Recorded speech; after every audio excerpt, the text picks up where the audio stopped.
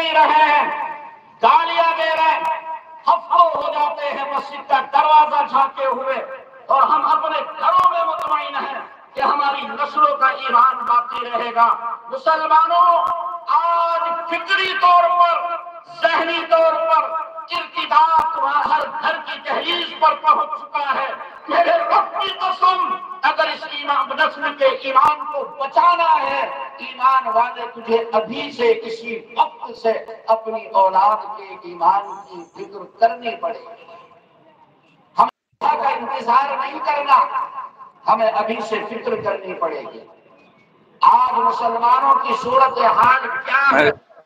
کبھی وقت ملا اور آپ کے سامنے آیا تو کھل کر بیان کروں گا، دو چار مثالیں آپ کے سامنے عرض کرتا، لیکن مسلمانوں بس میں اب اتنا کہنا چاہتا ہوں کہ میرے بھائیوں، اگر ہم نے اپنی نسل کے ایمان کو بچانے کی فکر نہیں کی، کل قیامت کے دن تیری اولاد کا ہاتھ ہوگا اور تیرا گریبان ہوگا، اور یہ تیری نسل کہے گی رب کائنات، یہ ہے میرے والد گرامی، یہ ہے میرے فلاں رشتے دار، پیار تو دیا، محبتیں تو دی، ہمدردی کی، لیکن تیری عظمت، تیرے دین کی عظمت ہمارے دلوں کے اندر پیدا نہیں کی۔ اور مالک، اگر آج ہم جہنم میں جائیں گے، ان کو ساتھ لے کر جائیں گے، کسی طرح ان کو چھوڑ نہیں سکتے۔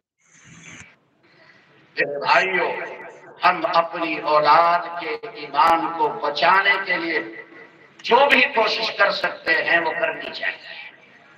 میں ایک بات، آخری بات آپ سے عرض کرنا چاہتا ہوں۔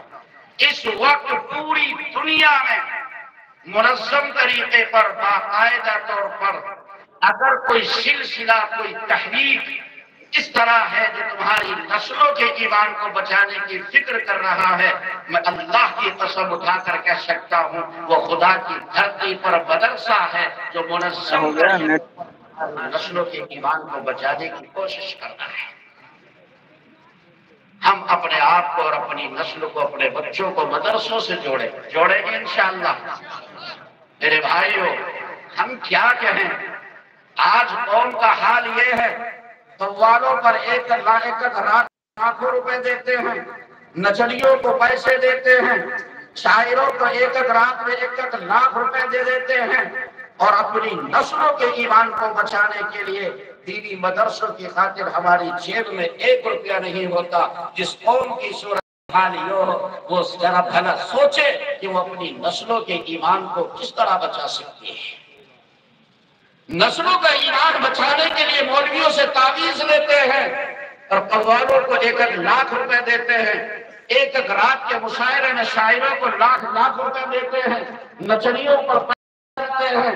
جس قوم کی صورتحال یہ ہو، میرے بھائیوں، ایک تعویذ سے ان کی نسلوں کا ایمان بچ جائے، میرے رب کی قسم یہ دیوانے کا خواب ہے جو کسی طرح پورا نہیں ہو سکتا۔ ہم فکر کریں کہ ہماری ہر بستی میں ایک کامیاب ادارہ ہو جہاں رہ کر کے ہمارے بچے پڑھیں اور ان کا ایمان سلامت اور باقی رہے۔ اس وقت خدا کی دھرتی اور زمین پر اگر کوئی سلسلہ ایسا ہے جو تمہاری نسلوں کے ایمان کو بچا رہا ہے، اس سلسلے کا نام مدرسہ ہے۔ جڑیں گے سب مدرسوں سے انشاءاللہ۔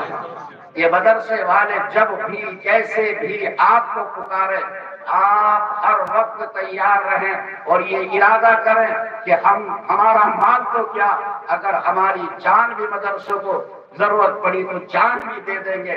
جان چلی جائے کوئی بات نہیں، نسلوں کا ایمان تو باقی رہ جائے۔ یہ جذبہ کرو۔